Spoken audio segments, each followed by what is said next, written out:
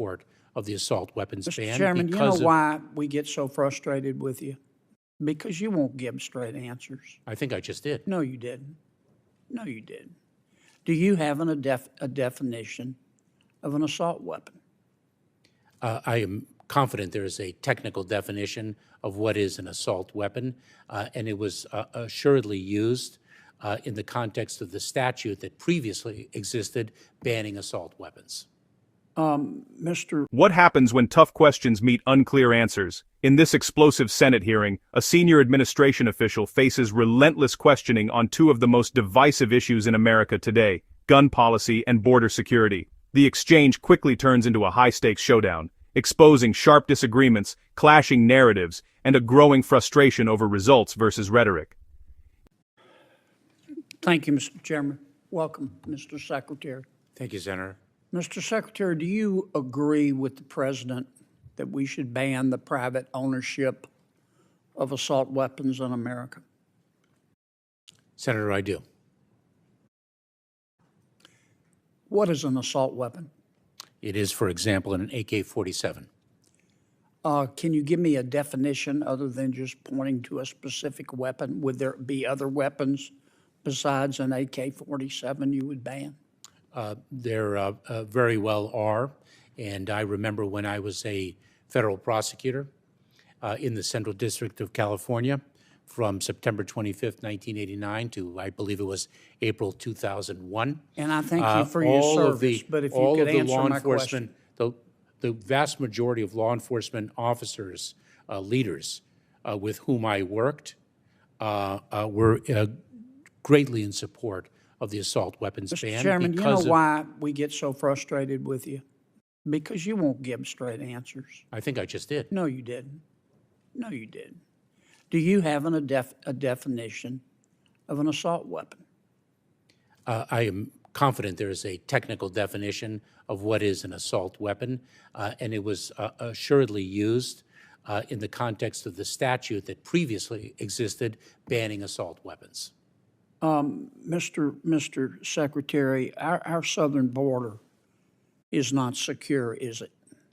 Senator, I have spoken about this. I believe I've addressed this earlier in the hearing. Why don't you address it again? Of course.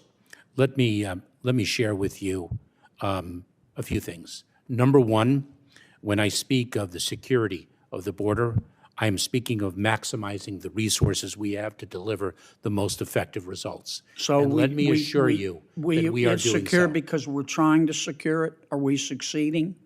Senator, we are so focused on the security of our southern border. We are doing so much with respect to the surge of personnel. How you're not succeeding? Oh, Senator, let me share with you that the challenge of migration that we are experiencing at our southern border is not exclusive to the United States. It is something that is gripping the entire hemisphere. But my job is to worry about the United States, as is mine. As is mine. And here's my question. Let me try to rephrase it. And I really do wish, I understand the position you're in, but you really should try to do a better job of answering the questions. Under the Biden administration, we have the most encounters. We have had the most encounters with people attempting to come into our country illegally in the history of ever. Under the Biden administration, we have had the most people entering our country illegally in the history of ever. Under the Biden administration, we have had the most gotaways at our southern border in the history of ever. Under the Biden administration, we have had the most number of people entering our country under a claim of asylum, having that claim turned down and still not being deported in the history of ever. And under the Biden administration, we've had the most fentanyl coming into our country in the history of ever. How can you possibly say the southern border is secure? I understand your answer that you're trying, but I'm not asking about your efforts. I'm asking about the results. Well, let's talk about the results then, Senator. Do you know that last year we expelled and removed approximately 1.4 million people from the southern border. I believe that's the most ever. Do you realize that we are focused on enforcing our laws to achieve the security of the southern border? I know you're focused, Mr. Chairman, or Mr. Secretary, but you're not succeeding.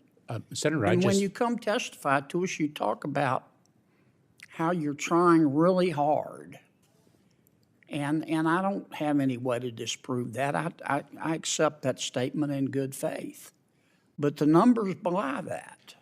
If I can, Senator, let me give you an example of a solution that we have delivered that for some reason is being contested. Because it's caused a 95... I give you 30 seconds, okay? It's caused a 95... Don't filibuster me. You've been doing that all day. I'm just trying to ask you I'm just trying to communicate.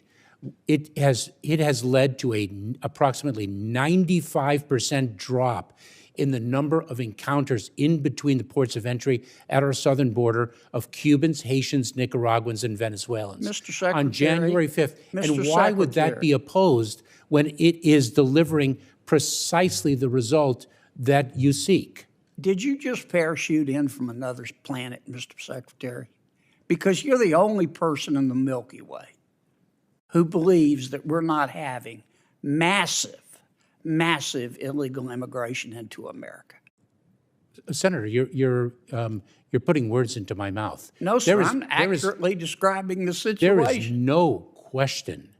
is no question that we have a very serious challenge at our southern border. Okay. It is a challenge. We can agree on that. Let me ask you another question.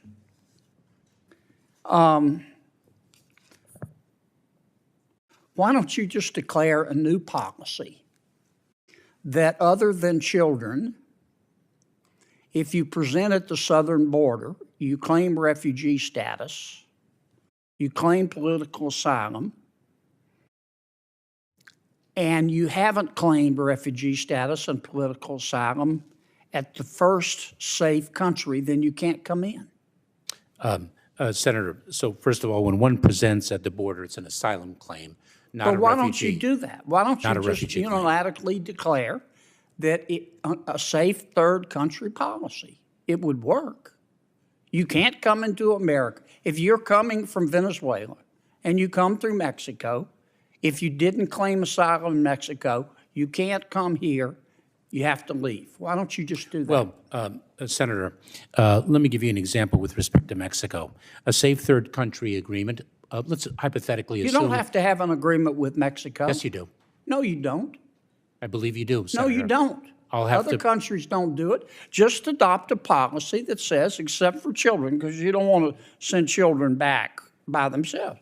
Just adopt a new policy that if you didn't seek asylum in the first safe third country, you can't come in, period. Senator, are you aware of the notice of proposed rulemaking that we issued, the comment period of which closed yesterday? You've had 2 years to adopt a policy like I just described. Why haven't you done it? So, Senator, what we have done is... haven't you done that? We have surged enforcement resources.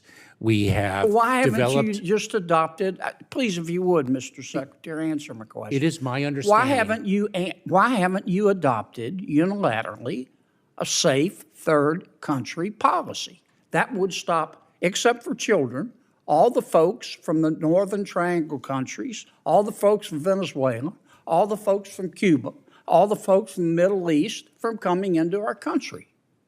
Why haven't you done that? Senator, it's my understanding that those are two things.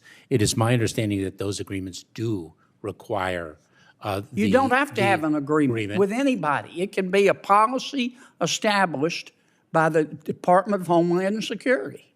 Senator, I'd have to review the... You haven't reviewed that? You haven't considered that possibility? Let me finish, if I may. Sure. I would have to review the legal underpinnings of your assertion. Well, you better get reviewing. And I also... You ought to get reviewing. This is the first time that's occurred to you. I also do not think that that is sound policy. You don't think this is the first time that's occurred to you? I also do not think that that is sound policy, that we should shut down our entire asylum system. I didn't say shut down the entire asylum system. I said safe third country. All you have to do, Mr. Secretary, if you're really serious, and it's beginning, frankly, to appear that you're not, is adopt a policy that says we're not seeking anyone's agreement. We don't have to. If you're coming from another country and you come through, let's say, Mexico, and you say you're seeking asylum, you have to seek it in Mexico or the other first safe third country, or you can't come in. Period. Done. End of story. Why don't you do that? Senator, I don't think that we have the unilateral authority. Sure you do. Other countries do it. Number one and number two, as I've Have you mentioned. tried sneaking into China? As I've mentioned, I do not think that is sound policy. Why? Because you are basically shutting down our asylum system. No, you're not. You're saying we honor your right to seek political asylum. But you're cherry picking. Do it in Mexico first. Why haven't you done that? I think I've addressed that issue, Senator. You don't want to do it, Mr. Secretary. That's what it's beginning to look like. Because you think our borders ought to be open. And it would be more intellectually honest if you just say that. That is false. I don't agree with you. You have to watch up here what people do, not what they say, and everything else is just cottage cheese. Senator, I don't think the Thank you, Mr. Chairman. 1.4 million people who were expelled or removed last year would consider the border open. Mr. Chairman, Mr. Secretary, you've had millions coming into the country illegally. The most of the history of ever under your watch. And everybody knows that, apparently, except you. Either that or you're not being forthcoming with We've also had the largest number of individuals expelled or removed from the southern border. And if one takes a look at the apprehension and encounter numbers, and then the removal numbers, one would have a different view. If you do the safe third country policy, that'll solve half of your problem right there. Thank you, And you're Senator. not denying anybody asylum. Thank you, Senator Kennedy. Senator Ossoff? Thank you, Mr. If you find this political breakdown interesting, please give me a thumbs up and as well like and subscribe for more.